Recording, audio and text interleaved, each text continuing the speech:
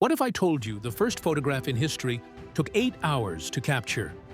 And when it finally appeared, it showed nothing alive? 1826, France.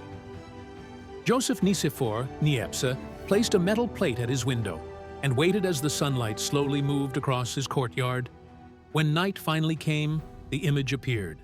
Not people, not animals, but a blurred rooftop frozen in silence. Why would the invention of photography, meant to capture life, begin with emptiness? Like, to keep history alive. Subscribe so you don't miss the next story. Niepce wanted to trap light. That was his dream. But light, like time, does not like to be held. For years he experimented in secret. He tried silver salts, which faded too quickly. He tried acids and resins, but they failed to hold the image. Finally, he discovered a substance called bitumen of Judea, a dark coating that hardened under sunlight.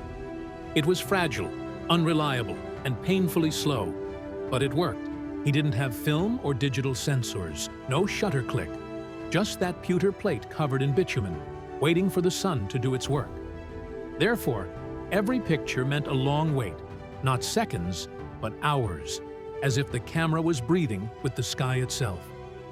He placed the plate inside his camera obscura, aimed it at the courtyard outside, and opened the window.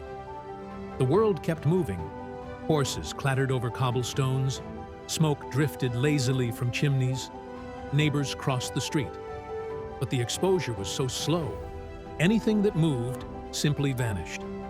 The world was alive, but the photograph refused to capture its heartbeat. 8 hours later, the plate showed what could not escape the sun's gaze: rooftops, chimneys, and stone walls. Still, silent, permanent.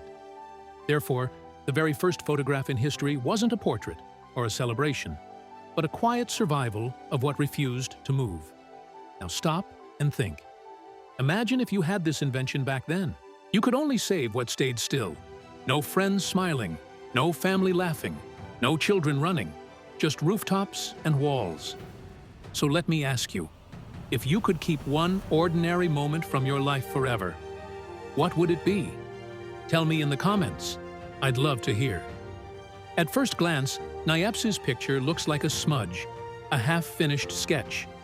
Many who saw it dismissed it as a curiosity. But hidden in that blur was proof that the impossible had been done. Time itself could be persuaded to leave a trace. Therefore, this photograph is not just an image, it's an argument that memory could be made permanent. Think about how different the world became because of that discovery. Without Niepce's rooftop, there would be no family portraits, no photojournalism, no images of wars, no snapshots of loved ones. The photograph began as silence, but it gave humanity a new voice. This first picture may look blurry, but it holds a powerful lesson. A photograph doesn't just keep what we see, it shows us what time allows us to keep. Therefore, Niepce didn't just capture a rooftop, he captured the idea of memory itself. By the time the sun set, the world had changed. A single blurred rooftop proved that time could be stolen. We learned to make memories permanent. So let me ask again, if you could save just one ordinary moment from your life forever, what would it be and why? Share it in the comments.